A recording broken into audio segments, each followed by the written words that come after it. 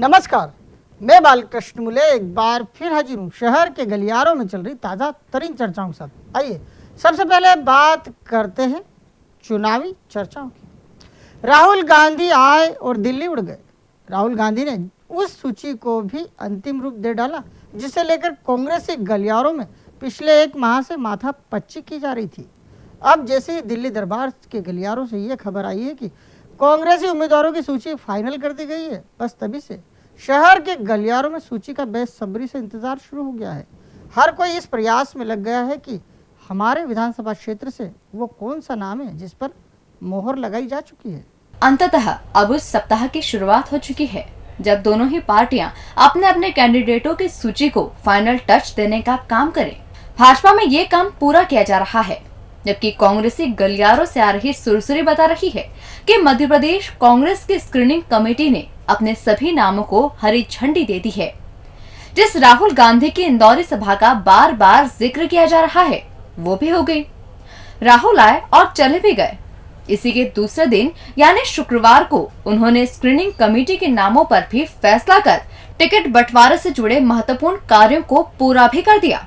अब जैसे जैसे ये खबरें समूचे प्रदेश के गलियारों में पहुंच रही है, वैसे वैसे नेता बार बार अपने सूत्रों से ये पता करवाने में जुट गए हैं कि आखिर उनके विधानसभा क्षेत्र से वो कौन सा नाम है जिसे फाइनल टच दिया जा रहा है। गांव हो या शहर, दोनों के ही गलियारों में कांग्रेसी किसी भी पल सूची के घोषित किए जाने की चर्चाओं में व्यस्त हो गए हैं। कहा जा रहा है कि कांग्रेस की सूची में सारे ही मौजूदा विधायकों के नाम हैं। साथ ही पार्टी ने उन नामों को भी जोड़ लिया है जो 1000-5000 वोटों के अंतर से मैदान से बाहर हो गए थे। राहुल की सभा में कांग्रेस को कसंग्रेस लिखवाने वाले शहर कांग्रेस अध्यक्ष प्रमोद टंडन का क्या होगा? अब इस बात की चर्चा शहर से लेकर प्रदेश के गलियारों में इन चुनाव के पहले जबरिया तरीके से की जा रही है। टंडन विरोधी अपने काम पर लग गए हैं और कहा जा रहा है कि ये कोशिश की जा रही है कि टंडन इसी हल्ले में हटा दिए जाए। कांग्रेस के पूरे देश में किरकिरी कराने वाले प्रमोद टंडन अब खुद की एक बवंडर गलती की क्या किसी भी क्षण कोई सजा भी भुगत सकते हैं। इस बात को लेकर शहर के गलियारों में जबरिया बहस होना शुरू हो गई है। कांग्रेसी कार्यालय के गलियारों से आ रही खबरें बता रही है कि टंडन सभा के बाद से चारों तरफ से घिरते जा रहे हैं। इसके पीछे कांग्रेसी ही तर्क पर तर्क देते सुने भी जा रहे हैं।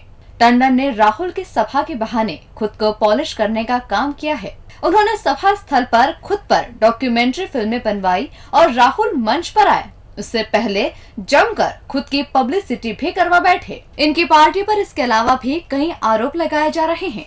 कहा जा रहा है कि राहुल गांधी की सभा को लेकर किए गए प्रचार प्रसार में भी टंडन ने कई बड़े नेताओं की अनदेखी की और इसी का नतीजा है कि अब टंडन हर बड़े लीडर के निशाने पर आ गए।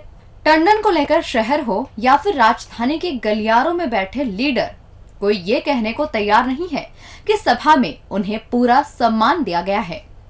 टंडन ने तो जिला कांग्रेस कमेटी को भी इग्नोर किया है। जिले के नेता अब टंडन से चिढ़ चुके हैं। अब ऐसे में गांव हो या शहर, सभी नेताओं ने टंडन का नाम सुना नहीं कि बस शुरू हो जाते हैं। ऐसे में टंडन को हटाए जाने की चर्चाएं अंदर ही अंदर जोर मारने लगी है। वैसे रणनीतिकार ये भी कहते हैं कि ऐन चुनाव से पहले ऐसा कुछ किया ही नहीं जा सकता, लेकिन लगातार हो रहे टंडन के विरोध के चलते पार्टी नेता फिर किसी सक्रिय को कुछ कार्यों की कमान जरूर अपने तय सौंप सकते हैं। चुनाव नजदीक है, ऐसे में अब संभावित दावेदार भी बड़े नेताओं के निशाने पर आ गए हैं। यही कारण है कि वरिष्ठ कांग्रेसी नेता यानी काका महेश जोशी ने प्रदेश के उद्योग मंत्री कैलाश विजयवर्गीय पर हमले करना शुरू कर दिया है। काका कह रहे हैं कैलाश में दम है तो अश्विन के सामने चुनाव लड़ ले, फिर हार कर घर जाना पड़ेगा। प्रदेश के उद्योग मंत्री कैलाश विजयवर्गीय कौन सी डगर से चुनाव मैदान में होंगे, फिलहाल अभी ये तय नहीं है। वे महू जाना नहीं चाहते, ये बात गली गली प्रचारित हो चुकी है। वो हर बार यही कहते सुने जाते हैं कि पार्टी जो कहेगी वो वही करेंगे, लेकिन इस बीच कांग्रेस अब राम भक्त मंत्री कैलाश विजयवर्गीय को ही 3 नंबर विधानसभा क्षेत्र से संभावित उम्मीदवार मान सड़क पर आ गई है। सबसे खास बात तो ये है कि विजयवर्गीय का नाम सीधे वरिष्ठ नेता महेश जोशी यानी काका के मुख से निकला है। काका को पहले से चुनावी मैनेजमेंट गुरु कहा जाता है। 3 नंबरी गलियारों में यहाँ तक कहा जाता है कि अश्विन जोशी के हर बार चुनाव जीतने के पीछे भी काका की रणनीति काम करती है। अब एक बार फिर काका मैदान में आ चुके हैं और पहली बार काका ने वो नाम अपने मुख पर ले लिया है जिसकी अपेक्षा कम ही लोगों को थी। काका का कहा अब 3 नंबरी गलियारों में चर्चा का विषय बन गया है। काका ने ये भी कहकर सभी को चौंका दिया कि 3 नंबर विधानसभा क्षेत्र से मंत्री कैलाश विजयवर्गीय का नाम चल रहा है। इनमें दम हो तो वे अश्विन के सामने चुनाव लड़ ले, वो चुनाव हार ही जाएंगे। अश्विन जमीनी नेता हैं और कैलाश विजयवर्गीय को चुनाव हराकर घर भेजेंगे। अब जब से काका के मुख से ये शब्द निकले हैं तभी से 3 नंबरी गलियारों में काका के कहे की चर्चाएं हो रही है। वैसे कुछ चर्चा वीरों का यह भी कहना है कि काका वैसे सही कदम बढ़ा रहे हैं। उन्होंने जो नाम अपने मुंह से निकाला उसे नाम को ध्यान में रख मैदानी तैयारियां करेंगे तो इनमें उनके कुनबे का ही फायदा है। अब जब से काका ने कैलाश का नाम अपने मुंह से लिया है तभी से विजयवर्गीय 3 नंबर के संभावित से गंभीर दावेदार बन गए हैं। इसके पीछे तर्क दिया जा रहा है और कहा जा रहा है कि काका यदि किसी बात को बोल रहे हैं तो उसमें दम तो होगा ही। मतलब विजयवर्गीय का कांग्रेसी हवाले से 3 नंबर लड़ना मानो तय ही है। बीजेपी मिशन 2013 को फतह करने के लिए ढेर सारी ऐसी कवायदें कर रही है जिससे वो चुनाव मैदान मार सके। अब तक पार्टी कार्यालय के गलियारों से आ रही खबरों में 80 के रगड़े की चर्चा की जा रही है। कहा जा रहा है कि पार्टी ने इसके अलावा उन पर भी नजरें गड़ाना शुरू कर दी है जिनका टिकट वो काटने का मन बना चुकी है। कांग्रेस हो या भाजपा, दोनों ही दल इन दिनों तुम डाल तुम्हें पात का खेल खेलने में जुटी हुई है। अभी दोनों ही दलों में टिकट बंटवारे को लेकर अंदरूनी स्तर पर जबरदस्त दिमागी कसरत की जा रही है। कांग्रेस ने जहां ढेरों नामों पर सहमति बना ली है, वहीं अब भाजपा भी पीछे नहीं है। कांग्रेस के बाद बीजेपी ने भी चुनावी टिकट की कसरत पूरी करने की ओर अपने कदमों को बढ़ा दिया है। वो समझ चुकी है कि कांग्रेस की तरह ही उसे भी संगठन की ओर से कुछ ऐसा मसाला परोसना है जो पार्टी कार्यालय के गलियारों में चल रहा है। इसी क्रम में पार्टी ने कुल 150 नामों की सुर्खी बाजार में परोस दी है, जिससे दावेदारों को अपने अपने चुनावी मैदान में दम दिखाने का ज्यादा से ज्यादा मौका मिल सके। अब पार्टी कार्यालय के गलियारों में 80 नामों पर चल रहे रगड़े की कहानियां सुनाई जा रही है।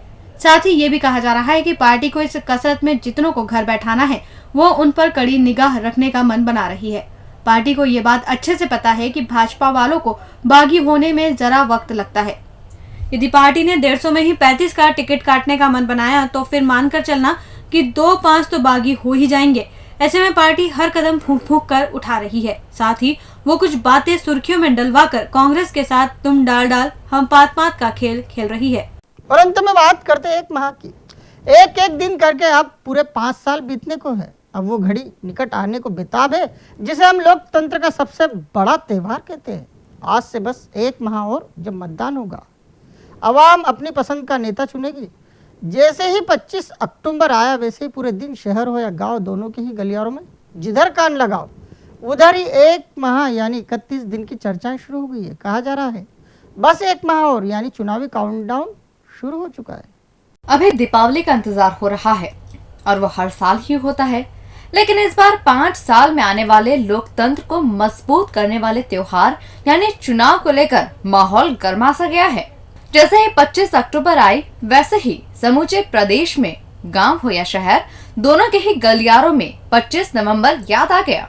सभी एक दूसरे से कह बैठे बस 1 माह और फिर आज ही के दिन होगा मतदान। अवाम हर बार की तरह ही इस बार भी मतदान को लेकर बड़ी ललायत है। उन्हें शायद अब तक इस बात का एहसास हो चुका है कि एक एक वोट लाखों में तब्दील होते हैं और एक आम इंसान कैसे खास बन जाता है। कोई 25 अक्टूबर के गुजर जाने के बाद बचे 31 दिन को चुनाव काउंटडाउन कह रहा है तो कोई मोटा मोटा 1 माह बोल अपने दिलो दिमाग को टंटोलने में जुट गया है कि उसे क्या निर्णय लेना चाहिए जिससे वो एक अच्छी सरकार खुद के लिए बना सके। वैसे 25 अक्टूबर का दिन जाने के बाद राजनीति हलकों में भी हड़बड़ाहट का माहौल बन चुका है। आम बोलचाल में हर नेता एक ही बात बोल अपने आप को सक्रिय कर रहा है कि भाई 1 माह का 1 दिन कम हो गया है और यदि समय रहते अपनी बात आवाम तक नहीं पहुंचाई तो फिर क्या होगा। इसलिए याद रखो 1 माह कब गुजर जाएगा पता भी नहीं चलेगा। यूं भी टिकट हाथ में आते आते मात्र 20 दिन बचने वाले हैं। फिर 5 साल का काम भी तो 20 दिन में ही करना होगा। डीजी न्यूज के खास कार्यक्रम गलियारों से को आप यूट्यूब पर भी देख सकते हैं। गलियारों से के आज के अंक में फिलहाल इतना ही। ताजा खबरों के लिए आप देखते रहिए डीजी न्यूज।